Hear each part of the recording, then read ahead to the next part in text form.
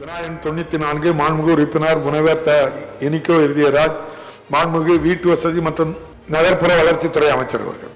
மாண்புமிகு பேரவைத் தலைவர் அவர்களே, திருச்சிராப்பள்ளி 59வது வார்டு கல்லுக்குழி பகுதியில் மிக பழுதடைந்த 342 அரசு பணியாளர்கள் வாடகை குடியிருப்புகள் இடிக்கப்பட்டு அங்கு 464 அரசு பணியாளர்கள் வாடகை குடியிருப்புகள் தற்போது கட்டப்பட்டு வருகிறது. மாண்புமிகு உறுப்பினர் எழுதியராஜ் கிறிஸ்தவர்களின் புனித நூலான பைபிளை முதலில் தமிழில் மொழிபெயர்த்து அச்சு இயந்திரம் வழியாக முதலில் தமிழில் அச்சிட்ட வருமான சீகன் பால்க் ஐயருக்கு மணிமண்டபம் கட்ட ஆணையிட்ட இந்தியாவில் சிறுபான்மை மக்களுடைய பாதுகாப்பாளராக விளங்கிட்ட தமிழக முதல்வர் அவர்களுக்கு நன்றி சொல்லி, மாண்புமிகு பேரவைத் தலைவர் அவர்களே, எனது திருச்சி கிழக்கு சட்டமன்ற தொகுதிக்குட்பட்ட 59வது வார்டு கல்லுக்குழி செங்குளம் காலனி பகுதிகளில் உள்ள சுமார் 45 வருடங்களுக்கு மேல் பழமை வாய்ந்த 360 வீடுகள் முற்றிலும் பழுதடைந்து மக்கள் வசிக்க முடியாத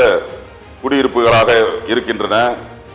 அவர்களுக்கு அரசு ஊழியர்களுக்கு கட்டப்படும் கட்டடம் மட்டுமன்றி பொதுமக்களுக்கு பயன்படுகின்ற வகையில் புதிய அடுக்குமாடி குடியிருப்புகள் கட்ட அரசு முன்வருமா என்பதை தங்கள் வாயிலாக அறிய விரும்புகின்றேன். மாண்புமிகு அமைச்சர் அவர்கள். ஏற்கனவே கல்லுக்குழியில் கட்டிடம் கட்டுவதற்காக உத்தரவிடப்பட்டு 342 வீடுகள் இடிக்கப்பட்டு 464 வீடுகளாக அங்கே கட்டுவதற்கான நடவடிக்கை எடுக்கப்பட்டிருக்கிறது.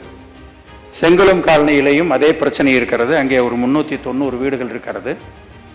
அதிலேயும் ஏறத்தாழ ஒரு 108 வீடுகள் இடிக்கப்பட்டு புதிதாக கட்ட வேண்டும் என்ற நடவடிக்கை எடுத்து இடிப்பதற்கான ஏற்பாடு செய்யப்பட்டிருக்கிறது. இதில் அங்கே மாவட்ட ஆட்சித்தலைவர் அரசு பணியாளர்களுக்கு எத்தனை வீடுகள் வேண்டும் என்று கேட்கிறாரோ அதற்கு மேலே மீதமாகிற பொழுது அதை வெளியிலே விற்கலாமா என்பதை பற்றி முடிவெடுக்கப்படும். அதுவும் அரசு நிலமாக இருந்தால் அதில் கொஞ்சம் தடைகள் இருக்கிறது.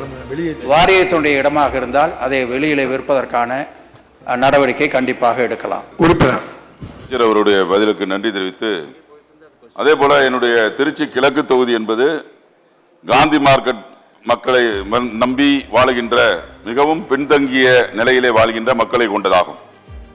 சொந்த வீடுகளின்றி வாடகை வீட்டில் 100 ஸ்கொயர் ஃபீட்டு 150 ஸ்கொயர் ஃபீட்டில் தான் வீடுகளில் வாழ்கின்ற சூழ்நிலை அங்கே இருக்கு. மக்கள் அடர்த்தியான பகுதிகளிலே வாழக்கூடிய ஒரு சூழ்நிலை இருக்கு.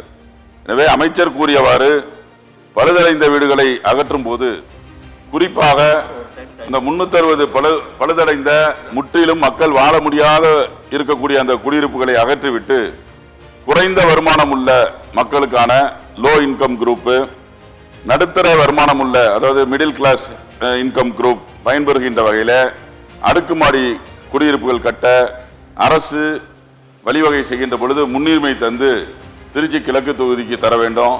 திருச்சி கேக்கநகர் பகுதியில் வாரியத்திற்கு சொந்தமான பல நிலங்கள் இருக்கின்றன. செங்குளம் காலனி பகுதியிலும் கூட நம்மளுடைய கல்லுக்குழி பகுதியில் அதிகமான இடங்கள் இருக்கின்றன என்பதையும் அமைச்சருக்கு தெரிவித்து முன்னுரிமை வழங்க வேண்டும் என்று தங்களின் வாயிலாக கேட்டு அமைகின்றேன். மாண்புமிகு அமைச்சர் அவர்கள்.